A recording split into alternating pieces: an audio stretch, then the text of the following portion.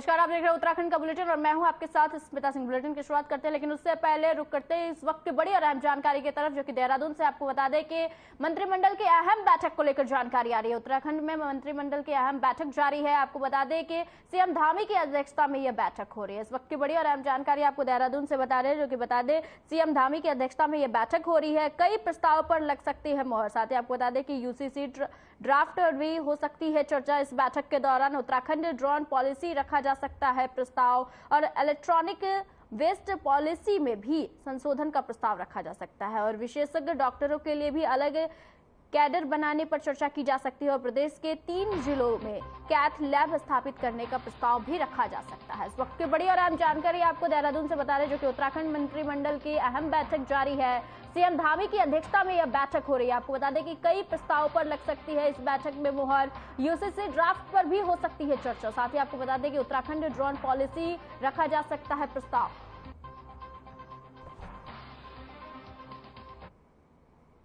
उत्तराखंड में खेती के दौरान किसान की मृत्यु होने पर आश्रितों को 2.5 लाख रुपए की सहायता दी जाएगी। उत्तराखंड कृषि उत्पादन विपणन बोर्ड की तरफ से वही बैठक में व्यक्तिगत दुर्घटना बीमा की राशि को बढ़ाने के प्रस्ताव पर मुहर लगा दी गई है, और इसके साथ ही किसानों के लिए भी कृषक उपहार योजना भी जल्द शुरू करने का निर्णय किया गया है। और बैठक के बाद कृषि मंत्री गणेश जोशी ने बताया है कि कृषि कार्य के दौरान दुर्घटना पर अब तक 1.5 लाख रुपए की आर्थिक सहायता का प्रावधान है, और इस राशि को 1 लाख रुपए और बढ़ाते हुए 2.5 लाख रुपए का कर दिया गया है। और कुमाऊं मंडल की तर्ज पर कृषि योजनाओं के प्रचार के लिए वहीं गढ़वाल मंडल में भी एक मोबाइल वैन चलाई जाएगी, और कृषक उपहार योजना के लिए 10 लाख रुपए के बजट का प्रावधान किया गया है।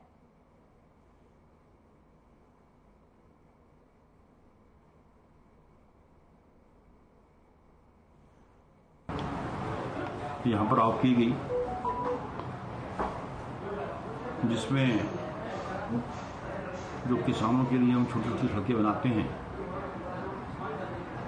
1297.31 लाख के निर्माण कार्य का उसमें किया गया। कई और फैसले किसानों के हित में किए गए। जो किसान कार्य करते हुए दुर्घटना किसी सांप काटने वजह से किसानों की मृत्यु जाती थी, पूर्व में उनको 1.5 लाख रुपए दिया था, उसको बढ़ाकर 2.5 लाख रुपए कर दिया।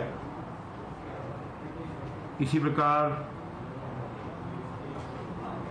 जो हमारे इस योजनाओं के प्रचार प्रसार के लिए एक वैन अभी हमारी कुमाऊं में चल रही है, एक वैन की व्यवस्था, और हमने अभी गढ़वाल के लिए की है, जिसके लिए 10 लाख रुपए का बजट की व्यवस्था हमने की है।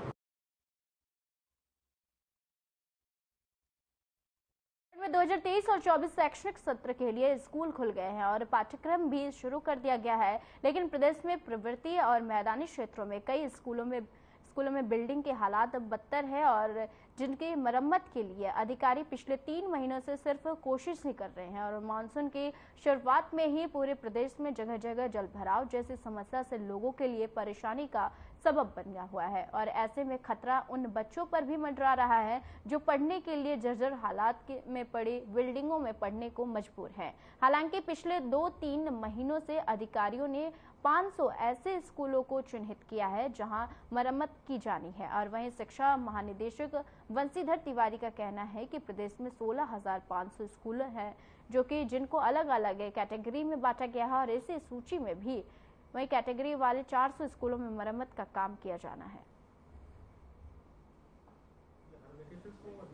उसमें मुख्य सचिव महोदय ने कल ही बैठक लिया था, और उसमें उनके निर्देश हैं कि जो करियर काउंसलिंग के संबंध में बच्चों को जानकारी दे। एक तो जो पढ़ाई कर रहे हैं उसके संबंध में, दूसरा वो किस दिशा में जाना चाह रहे हैं, तो उसके लिए एक तो उनकी काउंसलिंग करनी, दूसरा एक परीक्षा लेकर के हमें उनकी दिशा भी देखनी है कि बच्चे का रुझान किस तरफ है।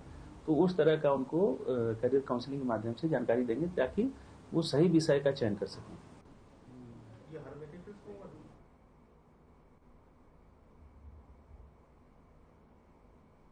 खबर जनपद चमोली के विकासखंड गैरसैंण से है, जहां पे उत्तराखंड की ग्रीष्मकालीन राजधानी भी स्थित है। उत्तराखंड की ग्रीष्मकालीन राजधानी से कुछ ही दूरी पर आपको बता दें कि वही खनसर घाटी के मुख्य मोटर मार्ग धामदेव बैंड से नौगांव कॉलोनी के लिए 5 किलोमीटर मोटर मार्ग का निर्माण PMGSY ने किया है और अभी भी निर्माणाधीन है। और स्थानीय लोग बताते हैं कि अभी इस मोटर मार्ग को बनने में मात्र 4 महीने हुए हैं और लेकिन एक ही बारिश ने इस मोटर मार्ग पर ही रहे घटिया निर्माण कहानी सामने दिखा दी है।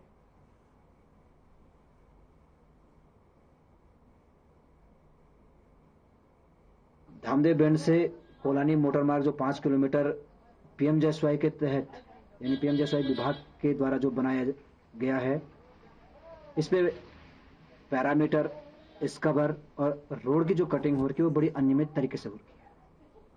मेरा सरकार से अनुरोध है, जिला प्रशासन से अनुरोध है कि इस रोड की जांच हो, इसके पैरामीटरों की जांच हो, इसके स्कबरों की जांच हो, क्योंकि PMGSY के तहत जब नेल, खंचर और देवपुरी पत्थरकट्टा वाली जो रोड बनाई गई है, इस पर भी स्कबर बिल्कुल अनियमित तरीके से बनाए गए हैं। तो मेरा PMGSY विभाग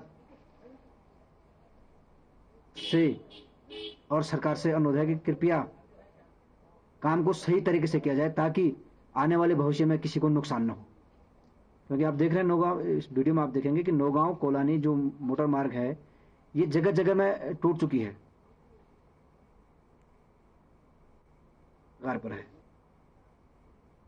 खबर जनपद चमोली के नगर पंचायत थराली है, जहां पे वार्ड के एक ही अंतर्गत सिमल शैन गांव में कल देर शाम बारिश और भूसंधाव के कारण ही अचानक एक तून पेड़ टूट गया, जिसके कारण एक मकान मैं आपको बता दें क्षतिग्रस्त हो गया। मकान की छत, रेलिंग सब टूट चुकी है और गनीमत यह रही कि उस वक्त घर के अंदर कोई नहीं था, जिस कारण से जानमाल की कोई खतरा नहीं हुआ है। और इसी घर में मैं आपको बता दें निर्माणाधीन मकान तक के यहाँ पेड़ टूटकर पहुंचा, जहां पर इसने कुछ हिस्से को नुकसान पहुंचाया है।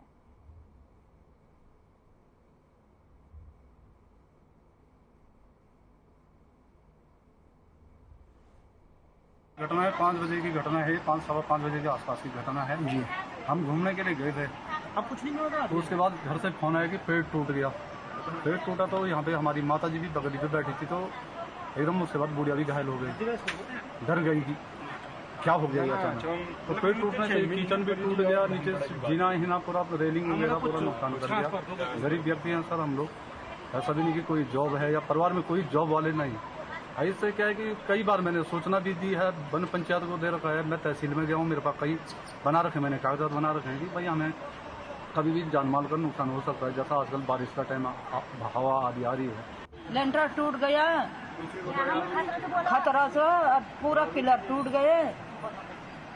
रात बहुत मुश्किल है, पीछे से इतना पेड़ है, परेशानी को देख लो घर में क्या क्या परेशानी होती है। अकेला बुढ़िया है, वो तो बुढ़िया बच गई, नहीं तो बुढ़िया मर गई थी। बुढ़िया उसी के नीचे थी, कुछ भी बने वहाँ पर से बुढ़िया थोड़ा इधर को खसकी था, पूरा पेड़ लेंटर में आया, लेंटर टूटा।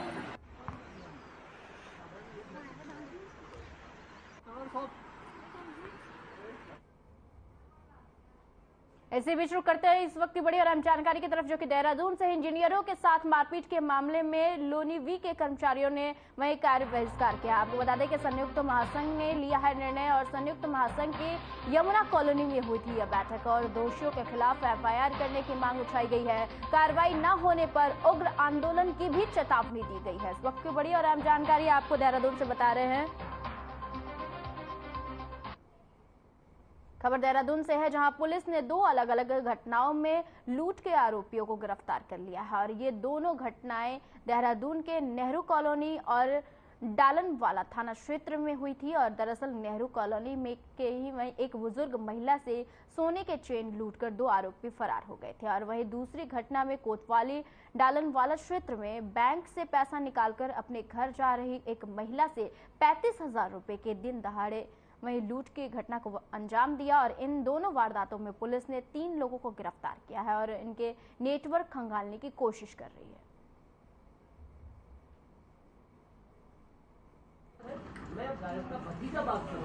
थाना क्षेत्र के अंतर्गत जो यहाँ पर जसवंत जो मॉडल स्कूल है, उसके आसपास एक पर्स छीनने की घटना हुई थी, पर्स लूटने की घटना हुई थी।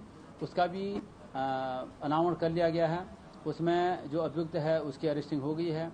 उसमें जो आपका जो स्कूटी बरामद जो इस्तेमाल किया गया था वो बरामद हो गया है। उसमें 40,000 गया था, 40,000 के अगेंस्ट 35,000 रुपया जो है वो बरामद कर लिया गया है। जो अन्य सामान थे वो भी बरामद कर लिया गया। तीसरा जो है एक ऑनलाइन ठगी हुआ था। एक यहाँ देहरादून में ही एक अकाउंटेंट मकिन डेवलपर्स प्राइवेट लिमिटेड कंपनी है, उसका एमडी साहब हैं। तो एमडी साहब के भतीजा बन करके उनसे 9,80,000 और 602 रुपया की ठगी हुई। उनका भतीजा बनकर किसी ने कहा कि मेरे को पैसा चाहिए, उन्होंने पैसा डाल दिया। जब उन्होंने अपने भतीजे को कॉल किया तो पता लगा कि जो है ये तो किसी ने जो है साइबर ठगी कर दी। तत्काल जो है हमारे साइबर सेल में आकर उन्होंने सूचना दी। उत्तराखंड में प्री मानसून दस्तक दे चुका है और मानसून आने में अब ज्यादा दिन का वक्त नहीं बचा है। और प्री मानसून में भी भारी बारिश होने के कारण प्रदेश के कई इलाकों में लैंडस्लाइड भी लगातार हो रही है और जिसकी वजह से शासन और प्रशासन की नींद उड़ी हुई है। और गौरतलब है कि चारधाम यात्रा सुचारू होने की वजह से चारधाम रूट पर पर्यटकों और श्रद्धालुओं की आवाजाही लगातार बनी हुई है। वहीं मानसून में होने वाली लैंडस्लाइड से यात्रा रूट बाधित होने और दुर्घटना होने का खतरा भी लगातार बना हुआ है। लैंडस्लाइड से निपटने का पूरा दारोमदार इस वक्त लोक निर्माण विभाग के पास है और विभाग का कहना है कि मानसून सीजन से निपटने के लिए विभाग पूरी तरह से तैयार है। और प्रदेश के कई ऐसे इलाके हैं जहां पर हर मानसून सीजन में लैंडस्लाइड होती है और इन सभी इलाकों को पीडब्ल्यूडी ने चिन्हित किया है।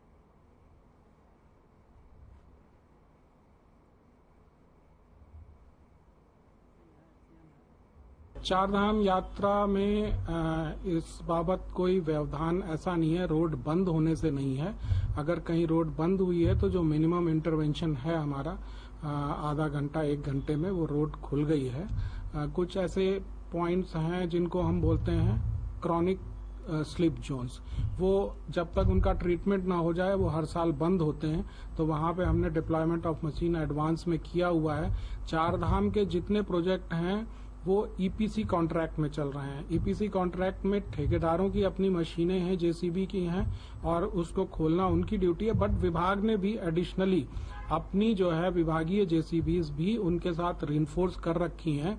तो एक्सेप्ट जो क्रॉनिक स्लिप जोन्स हैं उनका जिनका अभी ट्रीटमेंट नहीं हुआ है, वहां पे अगर थोड़ी अवधि के अल्प अवधि के लिए मार्ग वो हुआ है, उसके अलावा कोई मेजर डिसरप्शन नहीं हुआ है। सिंह है, एक्सीएन है, हाँ, और एक नवनीत।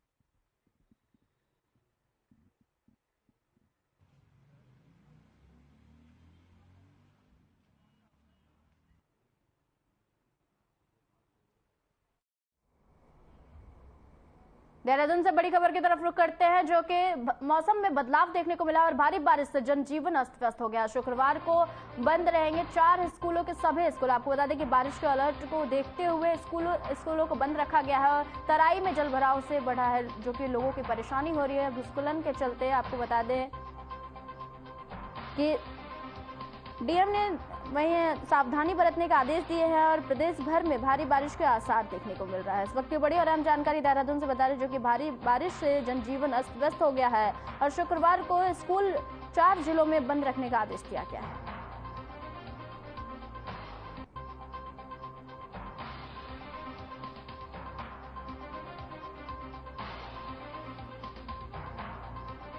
आपको बता दें खबर देहरादून से, जो कि भारी बारिश से जनजीवन अस्त व्यस्त हो गया है और शुक्रवार को 4 जिलों में स्कूल बंद रखा गया है। साथ ही आपको बता दें कि बारिश के अलर्ट को देखते हुए स्कूल बंद रखा गया है।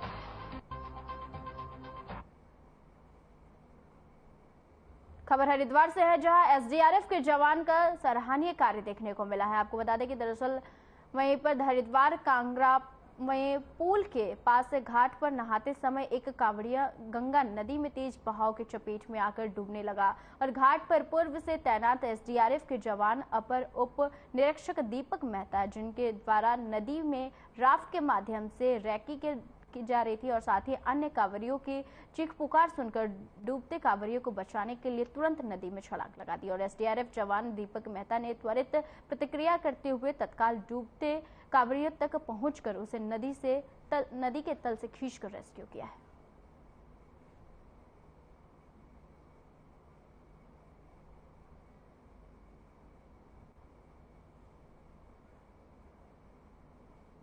धर्मनगरी हरिद्वार में देश की सबसे बड़ी कांवड़ यात्रा चल रही है और आगामी 11 तारीख से ही डाक कांवड़ की शुरुआत होगी, जिसमें करोड़ों की संख्या में कांवड़िए वाहनों से अपने अपने गंतव्य की ओर रवाना होंगे। और इतना ही नहीं, भारी संख्या में भी वाहनों के आने पर जिला प्रशासन की ओर से कई जगह पार्किंग की व्यवस्था की गई है, लेकिन लगातार बारिश होने के कारण जलभराव की स्थिति उत्पन्न हो रही है और इन्हीं व्यवस्थाओं को दुरुस्त करने के लिए जिलाधिकारी ने पार्किंग स्थलों का निरीक्षण किया है और अधिकारियों को व्यवस्था दुरुस्त करने के सख्त दिशा निर्देश दिए हैं।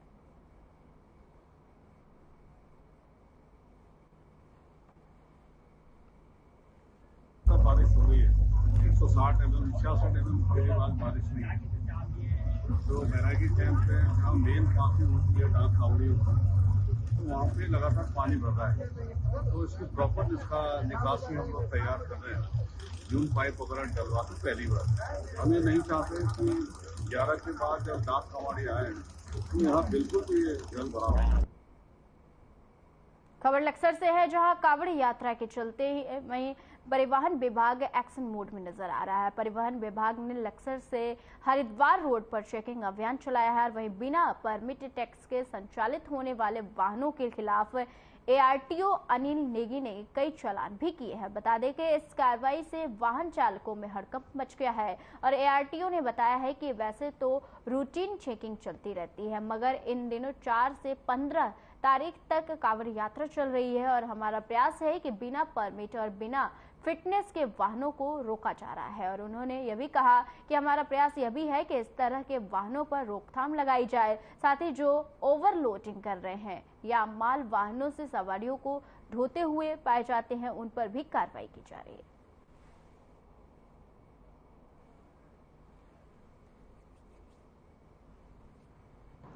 वैसे तो हमारा ये रूटीन चेकिंग चलती रहती है, लेकिन चूंकि अभी 3 तारीख से और 15 तारीख तक कांवड़ यात्रा के दौरान भी हमारा ये प्रयास है कि बिना परमिट और बिना फिटनेस के वाहनों को जो है हम रोकें, क्योंकि कांवड़ में अत्यधिक मात्रा में दूसरे राज्यों से वाहन आते हैं और जो परमिट शर्तों का उल्लंघन करते आते हैं, तो हमारा प्रयास ये है कि इस प्रकार के वाहनों पर रोकथाम लगाई जाए।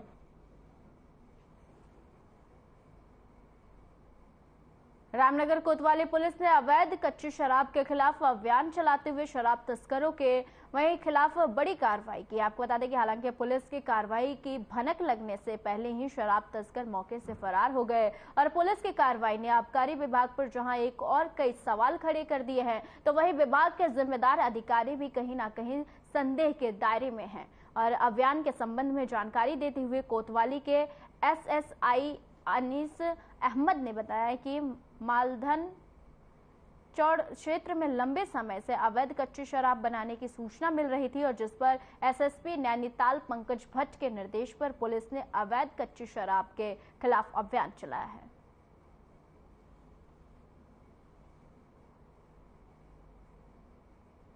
रामनगर विकासखंड के अंतर्गत ग्राम वासी टीला क्षेत्र में वहीं खेत की मोड़ को लेकर 2 पक्षों में खूनी संघर्ष हो गया और दोनों पक्षों में गाली गलौज और मारपीट इतनी बढ़ गई कि मौके पर फावरे और लाठी डंडों का भी प्रयोग किया गया और घटना में दोनों पक्षों के 7 लोग घायल हो गए हैं, जिसमें एक महिला की दर्दनाक मौत भी हो गई है। घटना के बाद मृतक महिला के परिजनों में कोहराम मचा हुआ है और जानकारी मिलने के बाद SDM गौरव चटवाल, CO बलजीत सिंह भाकुनी एवं कोतवाल अरुण कुमार सैनी भी घटना की जानकारी लेने के लिए अस्पताल पहुंचे और घटना के संबंध में एक पक्ष के घायल भूपेंद्र ने बताया कि उनके पड़ोस में रहने वाले हरपाल सिंह से यह विवाद हुआ था और जिसके बाद उसका आरोप है कि हरपाल के परिवार के कई लोग मौके पर पहुंच गए और उन्होंने उनके साथ लाठी डंडे और फावरे से हमला कर दिया और जिसमें उनकी मां पार्वती देवी जो कि 52 वर्षीय है, उनकी दर्दनाक मौत हो गई।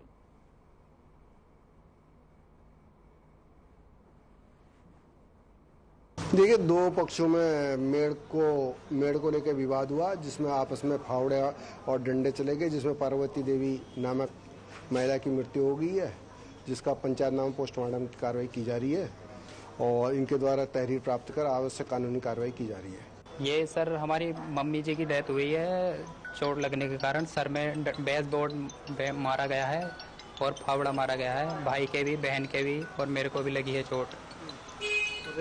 पेपर भाई है काशीपुर के लिए जी। किस बात को लेकर झगड़ा हुआ? ये सर खेत के ऊपर झगड़ा हुआ है, डोल काटने के ऊपर। तो कौन लोग थे जिन्होंने मारा? ये हमारे पड़ोसी हुए, हरपाल लोग। विकासनगर में पिछले 3-4 दिनों से वही सांप्रदायिक सौहार्द और कानून व्यवस्था बिगड़ने और महिलाओं से छेड़छाड़ किए जाने के संबंध में हुए विवाद पर तत्काल कार्रवाई करते हुए पुलिस ने 3 लोगों को गिरफ्तार किया है। और बता दें कि 2 पक्षों के बीच हुए विवाद को लेकर एक युवती के तहरीर पर अज्ञात लोगों के खिलाफ मुकदमा दर्ज किया गया है और वरिष्ठ पुलिस अधीक्षक ने मामले का संज्ञान लिया है और कहा है कि कानून व्यवस्था और सांप्रदायिक सौहार्द बिगाड़ने वाले लोगों को सख्त चेतावनी दी गई है और कानून व्यवस्था खराब करने वाले लोगों के खिलाफ सख्त कार्रवाई की जाएगी।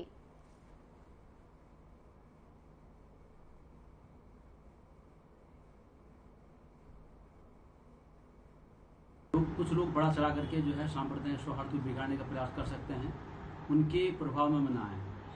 पुलिस आपके साथ है और कोई भी गलत काम करने वालों को मैं आह्वान करता हूं कि उसके लीगल इम्प्लीकेशंस के बारे में वो भली बात अवगत हो जाएं और ज़रूरत पड़ने पर इसमें NSA के तहत भी कार्रवाई की जा सकती है। किसी को बख्शा नहीं जाएगा अगर कोई शांति व्यवस्था भंग करेगा। और इसमें उसका भी हम संज्ञान ले रहे हैं। एक वीडियो फुटेज हमारे पास है, उसका भी हम संज्ञान लेंगे और जो भी इस दिशा में जिन्होंने कुछ गलत काम किया उनको चिन्हित करके उनके प्रिवेंटिव के साथ साथ जो भी विधिक कार्रवाई हो वो हम करेंगे।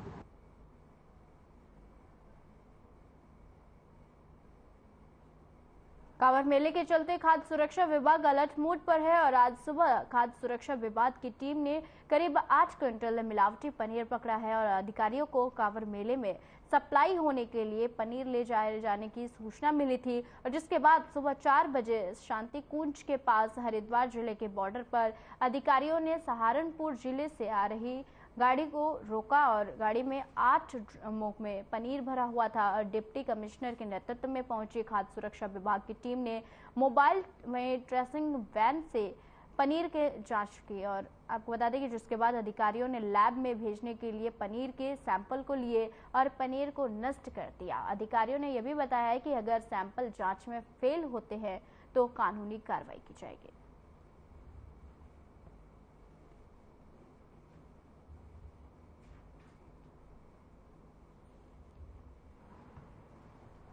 आज सुबह जो है एक कार्रवाई करते हुए जो है जो सूचना मिली थी विभाग को कि बाहरी प्रदेशों से यहाँ पे जो है दुग्ध पदार्थों की आपूर्ति की जा रही है, तो पनीर की 2 गाड़ियाँ पकड़ी गई हैं जिनके जो है सैंपलिंग की कार्रवाई की गई है। संदेह के आधार पर नमूने जांच हेतु भेजे गए हैं और जांच रिपोर्ट प्राप्त होने के पर उनके विरुद्ध नियमानुसार कार्रवाई की जाएगी। ये लगभग जो है 7 क्विंटल पनीर था जो प्रथम दृष्टया जो है जो अनहाइजीनिक कंडीशन में लाया हुआ जा रहा था और उसके सैंपल लेकर के जांच हेतु भेजे गए हैं। ये यूपी के जो है जो उत्तराखंड के समीपवर्ती जो जनपद हैं सहारनपुर, उस क्षेत्र से ये जो है यहाँ आपूर्ति की जा रही थी। कि कांवड़ के टाइम पे जैसे सब लोग जानते हैं कि इतनी बड़ी मात्रा में यहाँ पे जो है लोग आते हैं, उनको जो है गुणवत्तापरक खाद्य सामग्री उपलब्ध हो सके। खबर शिवपुरी से है जहां एसडीआरएफ टीम को सूचना मिली कि शिवपुरी के पास एक मोटरसाइकिल खाई में गिर गई है और जिसके बाद एसडीआरएफ की टीम ने रेस्क्यू मिशन चलाकर 3 बाइक सवारों को बाहर निकाला। बता दें कि बाइक सवार ऋषिकेश से वही श्री केदारनाथ दर्शन के लिए जा रहे थे और रास्ते में अचानक से बाइक अनियंत्रित होकर लगभग 100 मीटर गहरी खाई में जा गिरी और वहीं इस दुर्घटना में एक व्यक्ति की मौके पर ही मौत हो गई और अन्य 2 व्यक्तियों को इलाज के लिए अस्पताल पहुंचाया गया है।